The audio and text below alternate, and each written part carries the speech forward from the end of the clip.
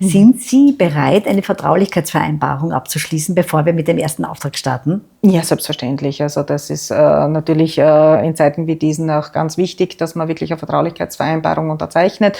Machen wir ja sehr oft und für viele Unternehmen haben wir das schon gemacht, können wir sehr gerne unterzeichnen. Wenn Sie uns eine zur Verfügung stellen können, dann lesen wir die natürlich gut durch und prüfen die dann und dann schicken wir die gerne zurück unterschrieben.